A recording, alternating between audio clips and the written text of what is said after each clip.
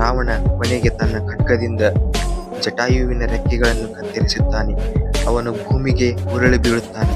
ಆದರೂ ಸೀತೆಗೆ ಹೇಳುತ್ತಾನೆ, ತಾಯಿ ಸೀತೆ, ನಾನು ರಾಮನಿಗೆ ಹೇಳುತ್ತೇನೆ, ಆತ ನಿನ್ನನ್ನು ರಕ್ಷಿಸುತ್ತಾನೆ ಎಂದು.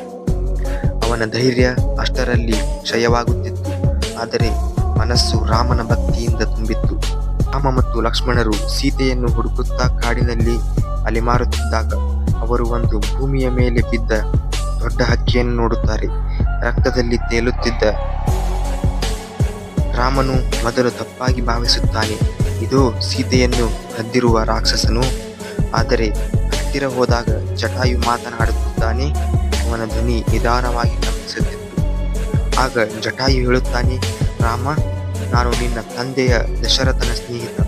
ರಾವಣ ಸೀತೆಯನ್ನು ಕೊಂಡೊಯ್ದು ನಾನು ಅವನ ವಿರುದ್ಧ ಹೋರಾಡಿದೆ, ಆದರೆ ಸೋತಿದ್ದೇನೆ. ದಕ್ಷಿಣ ದಿಕ್ಕಿಗೆ ಅವರು ಹೋದರು ಎಂದು ಜಟಾಯು ಹೇಳುತ್ತಾನೆ. ಆಗ ರಾಮನ ಕಣ್ಣು ನೀರಿನಿಂದ ತುಂಬುತ್ತದೆ. ಅವನು ಜಟಾಯುವನ್ನು ತಬ್ಬಿಕೊಂಡು ಹೇಳುತ್ತಾನೆ, ನಿನ್ನಂತಹ ವೀರರು ಲೋಕದಲ್ಲಿ ಅಪರೂಪ. ನೀನು ಸೀತೆಯನ್ನು ರಕ್ಷಿಸಲು ಯತ್ನಿಸಿದ್ದೀಯಾ? ನಿನ್ನ ಆತ್ಮ ಸ್ವರ್ಗಕ್ಕೆ ಹೋಗಲಿ. ರಾಮನು ತಾನೇ ಜಟಾಯುವಿಗೆ ಅಂತ್ಯಕ್ರಿಯೆ ಮಾಡುತ್ತಾನೆ. ಹಾಗೆ ತಂದೆಯಂತೆ ಗೌರವ ನೀಡಿ ಈ ಘಟನೆ ರಾಮನ ಮನಸ್ಸಿನಲ್ಲಿ ಆಳವಾದ ನೋವನ್ನು ಮೂಡಿಸಿತು. ರಾಮನ ಕಥೆ ಕೇವಲ ಹೋರಾಟದ ಕಥೆಯಲ್ಲ, ಅದು ಧರ್ಮದ ಪರ ಬಲಿಯ ಕಥೆ. ಅವನು ಅರಿತಿದ್ದ ರಾವಣನನ್ನು ಗೆಲ್ಲುವುದು ಅಸಾಧ್ಯ. ಆದರೂ ಆತ ನಿಂತ, ಏಕೆಂದರೆ ತಪ್ಪು ನಡೆಯುತ್ತಿರುವಾಗ ಮೌನವು ಪಾಪ. ಇದು ನಮಗೆ ಹೇಳುತ್ತದೆ, ಸತ್ಯಕ್ಕಾಗಿ ಹೋರಾಡುವ ಧೈರ್ಯ ಇರಬೇಕು. ವಯಸ್ಸು, ಶಕ್ತಿ ಅಥವಾ ಪರಿಸ್ಥಿತಿ ಯಾವುದೇ ಆಗಿರಲಿ, ನಮ್ಮ ಹೃದಯದಲ್ಲಿ ಧರ್ಮ ಇರಬೇಕು.